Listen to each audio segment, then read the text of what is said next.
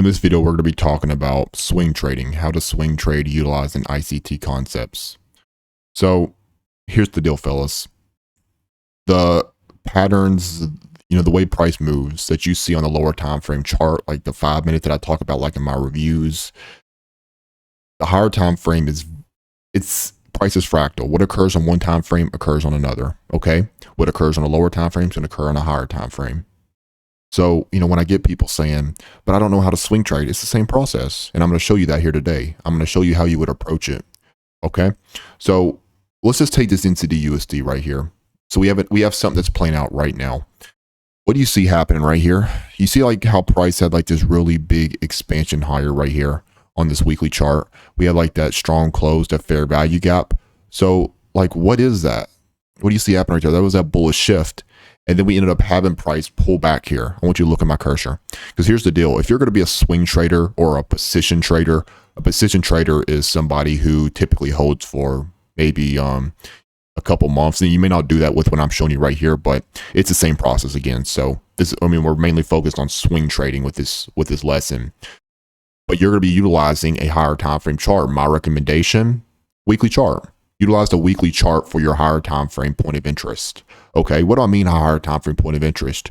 Well, you want price to have a reason for actually moving higher in this case, right? So you need a PD array. There's several. You could be an old high or an old low. It could be a order block. It could be a breaker. Like it can be a variety of things, right? So in this case, with this NZD-USD, we have one of my favorite levels right here. One of my favorite levels being whenever I have an old high like this inside of a bullish imbalance like this. So you see how you got that right there nested real nicely? I mean, it's like basically right at the entrance, but like right there with that imbalance, that weekly imbalance right there. You see that? And then we have that higher time frame. As I was just saying, we got that higher time frame weekly level right there. Oh, and actually, I think it tested this one too, didn't it? Let me see. I think it might have barely grazed it. Yep, exactly. Look, this one's even better because it's a bit deeper into that imbalance. Look. So you see how it came down? And we have these points of interest right here. We have both these points of interest right here within this price range. So these are higher time frame levels of support, aka our PD array. And we have price coming down here and testing that PD array in this imbalance, right? So then we go down to a daily chart here. So what you'll see me do with a lot of like this, to kind of compare and contrast, what you'll see me do with a lot of these like lower time frame charts, right? Because I'm a scalper. Okay, I'm a scalper. I like these lower time frame price movements. But with something like this NZD-USD, or what I'll typically do is I'll look for like whether it be Asian session highs, Asian session lows, or a higher time frame 4-hour level. I'll have my point of interest, and then I'll look for what on the lower time frame. I'll look for that 5-minute shift typically. I have different strategies, different time frames that I trade, but most of the time I'm executing on the 5 minute. So I'll look for like that 5-minute shift off my point of interest. We identified a weekly point of interest. So kind of think of it like, okay, in the scalping scenario, I got like my 4-hour level, right? But then on this swing trading, I got a weekly level. Okay. You got that weekly level. And then what do you go to on the daily chart here? What do you see happening? Look right here. This thing, you see how this was consistently trending lower here? Look, lower high, lower high, lower high. It's consistently putting in lower highs here. It's consistently making new lows here. What does that mean? Bearish market structure. See, we have bearish market structure. But then it's bearish market structure. It's consistently selling off. Look, it's consistently selling off, all the way down into our weekly level of support. What does price do? Boom. Nice big push off that weekly level of support, that higher time frame point of interest. You didn't go in and try to predict where price is going to do it. Don't do that. That's a loser's game. Let price tell you where it's going to respect. You have your points of interest, and then you simply wait for the elephant to jump in the pool, as ICT likes to say, right? Let smart money, big money show their hand, because guess what? What you're staring at right now, this is the time frame where they live. The higher time frame is where big money lives. Okay, and you see this thing. You have this weekly level. You have that daily push up right there. That's that elephant. That's that smart money. Big money showing their hand. Big push up. Strong close. Fair value gap. These same exact signatures. That I look for on a 5 minute. We got it there on a daily. What do you know about that? Look, daily fair value gap. right there, clean, strong close, got it. That is a confirmed daily shift. So this thing's bullish. We got that point of interest right here. How could you approach this then for a weekly or for a swing trading play, right? Well, how could you approach it? Just like you do with a lower time frame or a 15-minute or 1 hour. Now, sometimes with the 5-minute I'll go off candle close.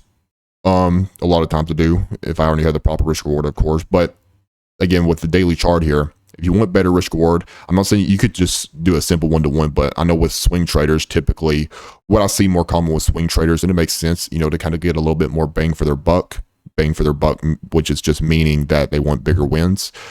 Like, so just think, if you could just wait for discount, you could wait for OTE, because that's a confirmed shift. See what I mean? Like, that's a confirmed shift in market structure to the upside right there.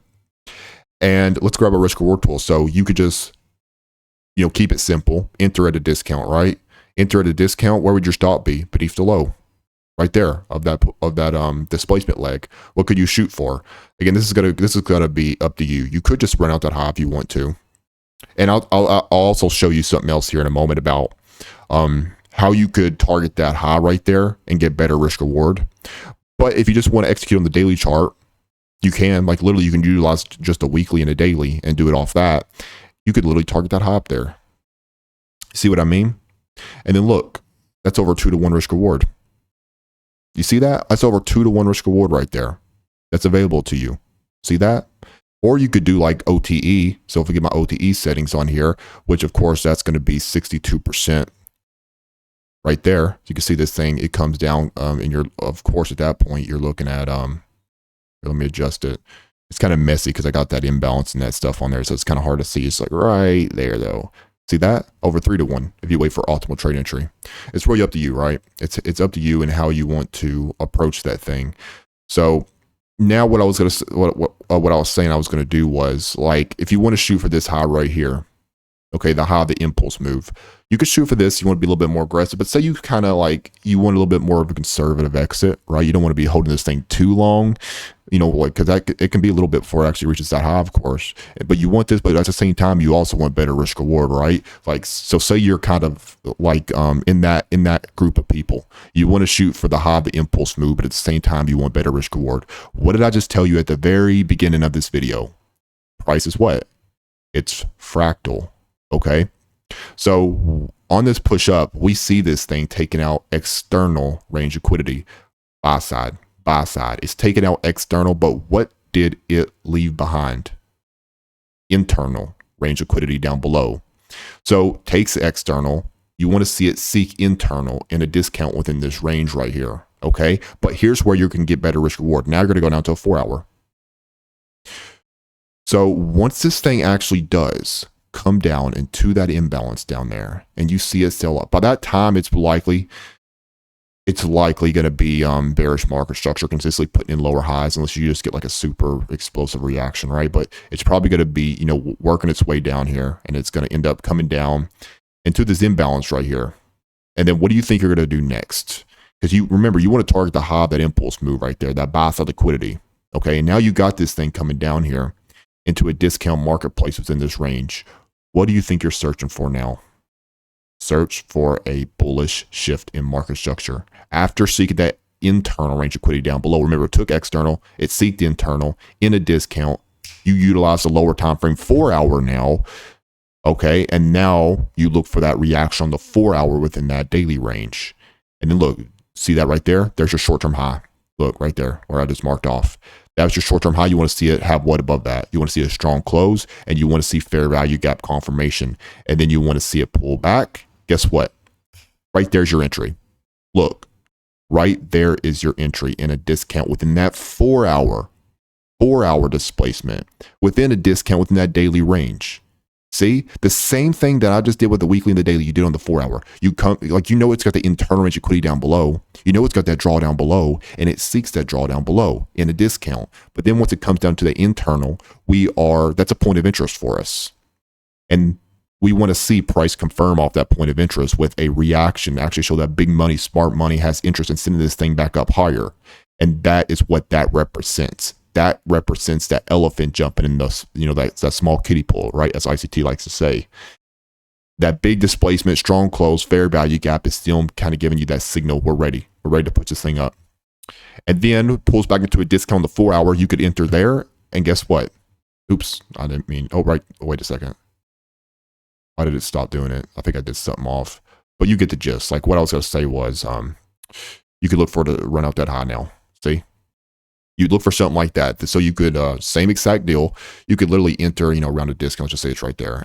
And, like you get, so you see right here, like you enter in that range and then you just target that liquidity up above. That's how you get better risk reward. Just like that. You lost a 4 hour, look for the shift to narrow it down. And then you target the liquidity up above. You see what I mean? So that's how you would approach it.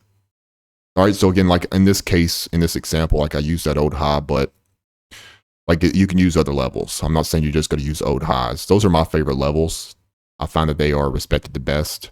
But, even like when price is just taking out a, like a big liquidity pool, like just a big sell liquidity pool, you could look for a reaction off that level and do it like that and then take it up into a premium within the most recent range, right?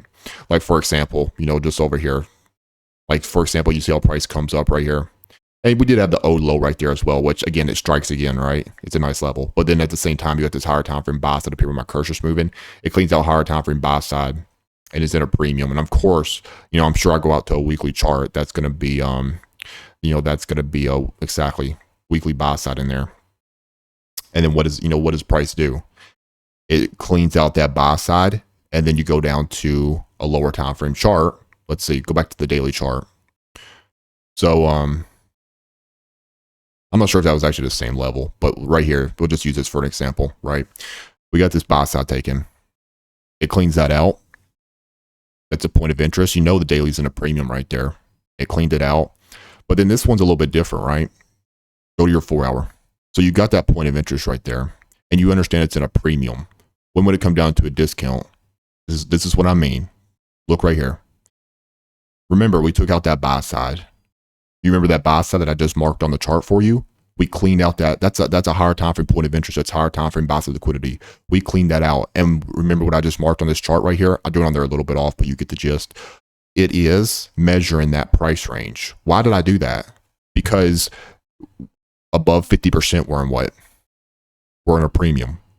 Below it, we're in a discount. You want to avoid shorting in a discount. Okay?